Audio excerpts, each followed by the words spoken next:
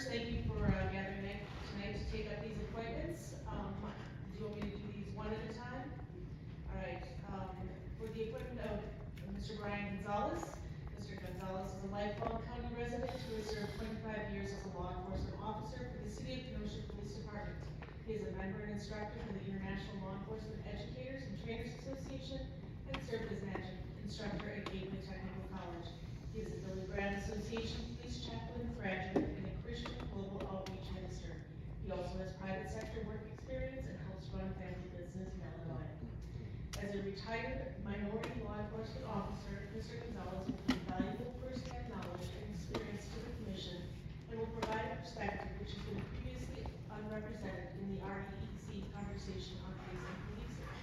Mr. Gonzales will fill the seat vacated by Mr. Tyler Perez and would serve a 3-year term which expires in December 2025. Thank you.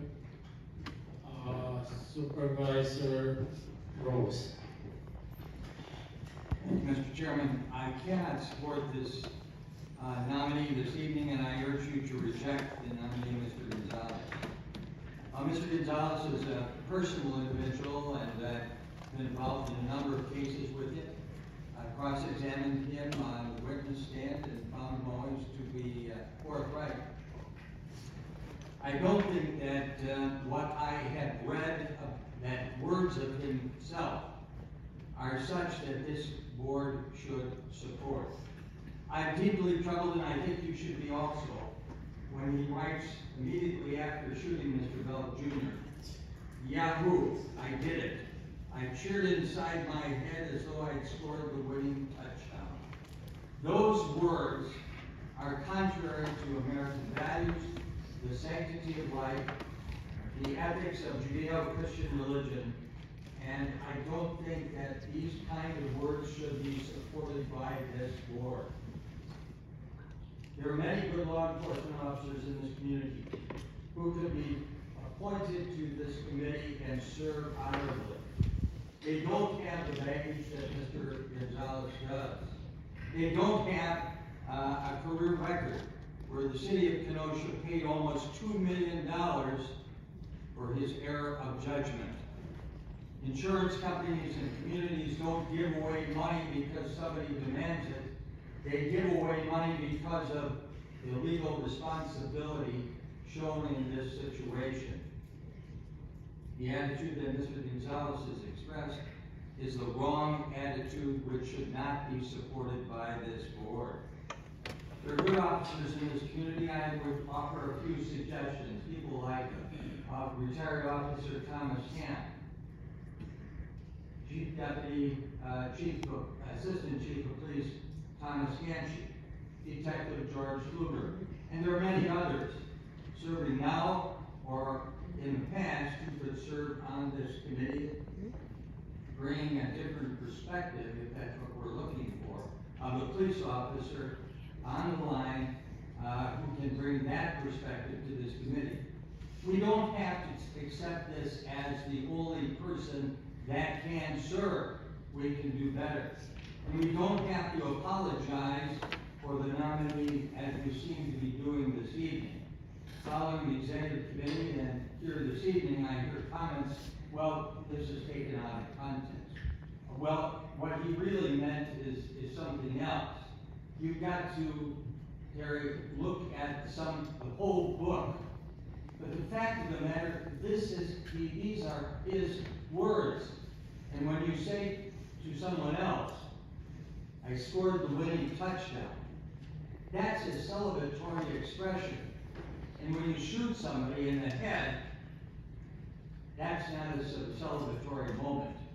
When you use the word spike the football or knock the ball out of the park, those are words of joy, of celebration. I don't care what he was doing on the job. These are his words, and that's the wrong attitude that this board, this community does not support, and I cannot support this evening. Additionally, I think there is another issue here that needs to be expressed. And while he expressed to this board that in this community he has never in his lifetime seen racism in this community, I would suggest to this board that we need to appoint somebody with 20/20 vision. Thank you. Thank you. Supervisor Stock. Thank you, Mr. Chair.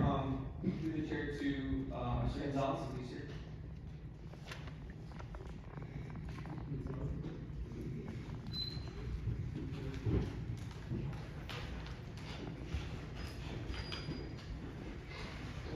Yes, sir. Oh.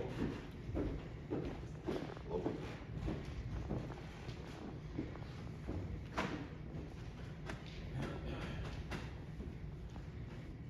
No? There we go. Thank you for coming up. I just had a couple of questions for you. I had the opportunity to meet with a couple of decisions of mine. They wanted me to ask you some questions. I was hoping to do it at the last meeting, but you're on council, we'll do it tonight, so thank you for coming. It's been brought up several times. The statement was made by you that you personally have not experienced racism. You said that at a county board meeting. That being said, do you personally believe that racism exists in our community? I believe that prejudices exist amongst people, absolutely. Okay, thank you.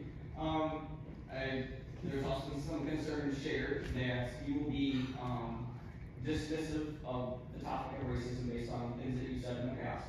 What is your attitude towards the topic of racism as a whole? Prejudices are amongst people of all nations, right? Prejudices are amongst people of all kinds, whether it be Christians against Catholics, whether it be Catholics against Muslims, whether it be something like that. There's always some sort of prejudice against people. Those comments that I had made, of course, were taken out of context. It was during a county board meeting that was deciding whether or not they should hire a equity, diversity, inclusive person specifically for that. My comments were in the midst of all of what's going on in the city and county while I was applying or becoming part of the police department or in a job. I didn't experience the racism. So it was in the context of what this county was creating as far as position. I also said in those comments that I didn't think it was the county's job to put a brown man on high for me to look up to.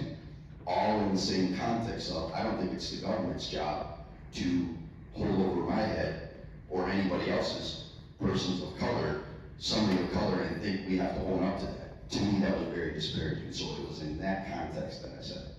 Thank you.